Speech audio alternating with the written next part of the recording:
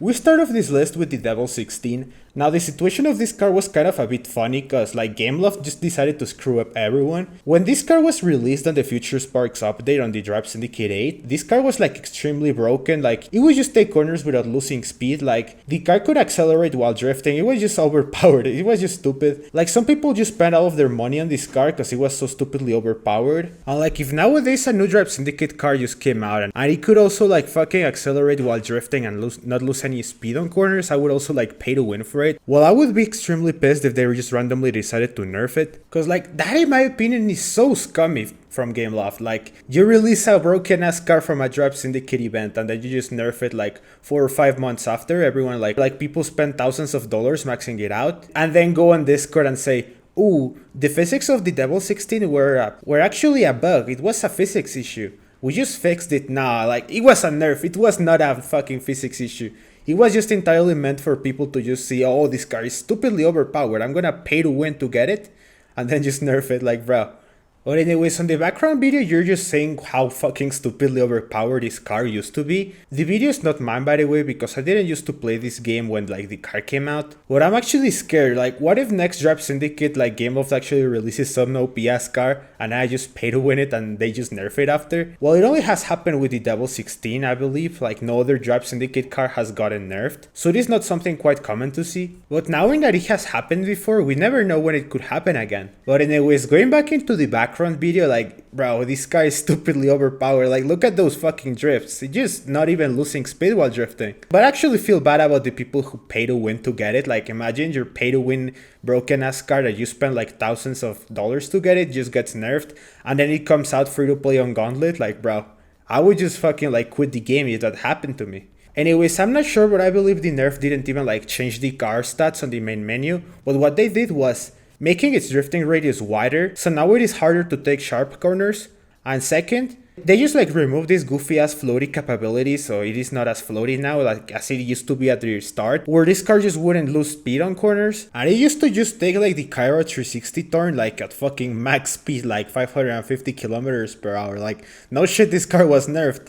But the sad thing is that nowadays it cannot even take like that corner properly. It just like fucking crashes on the wall cause the car is not as agile as it used to be before cause they nerfed the drifting radius and they made it like wide as fuck now. So that's everything for the Devel 16. Now let's move on to the next car. Next up we got the SF90 Stradale. And if we're being more specific, it is the EVO tuning pieces of the car. It got released along the Chiron and Enzo Ferrari EVOs. And this car was stupidly overpowered like at the release. It had like the most insane acceleration we have ever like seen at Asphalt Legends. Like it was fake positive, like the stat menu said it had like 90 acceleration, but in reality it acted like 100. It was just like rocket through at the start, like so stupid. Like this car's acceleration was so stupidly fast that when you were playing on Gauntlet, like the camera would just fall behind. It couldn't even catch up to the car like speeding up. But the funniest thing about this is that I remember like when this shit was broken as fuck before the nerf, this thing was like so spammed in multiplayer, especially in MP1. It was like so stupidly broken. It just made like every other car that was not the SF90 just like straight up useless, cause this thing, like, why would you even use anything other than it? You could even like get this at Platinum 4 or 3 and just using the SF90 get to Legend League. That's how broken it was. Like fucking, as soon as you could play with this car, you could just use it to grind to Legend League. Just like on the current game EVO Laika that is just like stupidly overpowered with the heavy DT overload. The same for the SF90. If you had the EVO DT overload drivetrain thingy, it would just like accelerate so stupidly fast. And as for the handling, it did not get nerfed. The only nerf this car received was the heavy DT overload EVO ton, and that's it, I believe. And it had an EVO tuning piece that it made it like accelerate stupidly fast on airspeed, and that shit also got nerfed. Like I believe they only like nerfed those two EVO tuning pieces, and that's it. But the handling of this car was great, and it is still great because it was never touched. Like they never nerfed the handling. The car just stays glued to the ground, and it is like extremely agile and responsive to your inputs. Like it is very satisfying just driving this car, because you want to turn left and it turns left.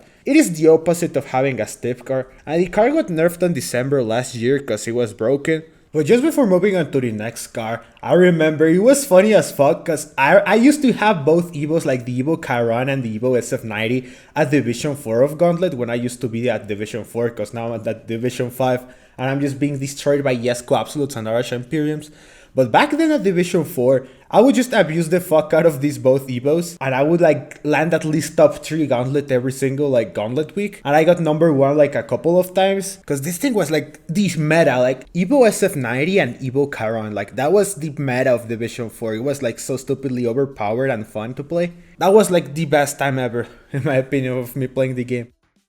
Now we move on to the Venom F5. This car got nerfed along the Devel 16 with the Asphalt Legends Unite update came out, and like no one talks about it cause it was like not that crazy or like game breaking, or they just lowered the car's nitro capacity at stock and at max, and that was everything. Like the nerf is barely noticeable. Well, I didn't even like use this car before the nerf cause I didn't even play the game back then, so I don't know guys, let me know down below if you actually like feel this nerf or not, or does it affect on real gameplay situations. Next up we got the Bugatti Chiron, specifically its EVO tuning pieces, and like earlier this year Gameloft told us that they just like balanced its light EVO build, but they didn't even like specify shit, like the patch notes Gameloft gives us are sometimes like a little bit too vague, and I don't even know what the fuck was the change, like they don't even specify it. I was dabbing through Reddit and I just found out they like nerfed some of its handling and acceleration, which I didn't even like notice. The nerf was so small I didn't even like feel it. It still like performs as how it was at the release in my opinion. Like you cannot even like tell it was nerfed. So if you see any difference on the background video cause I recorded that before the nerf, just let me know down below cause I don't even know it is like a thing. Next up we got a honorable mention. Now I know this video is talking about nerfs and this car received a buff, but I think it is worth mentioning. We got the 918 Asphalt Edition. Now what happened to this car is kind of very unique cause I have like, well in the time I played Asphalt Legends I never knew about a car getting buffed, only nerfed.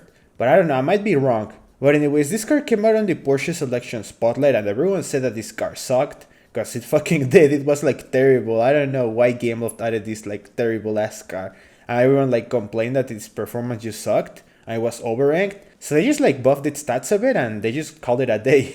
They didn't make it broken because they also like increased the rank a lot. So it's still overranked. They could at least made it like stay at the same rank. So it would be at least useful somewhere in the game, maybe for Gauntlet or whatever. I have heard people say this car is like useful on lower Gauntlet divisions, but I don't know. When Gauntlet came out I was already on like Division 4. Also this car is like extremely floaty by some reason.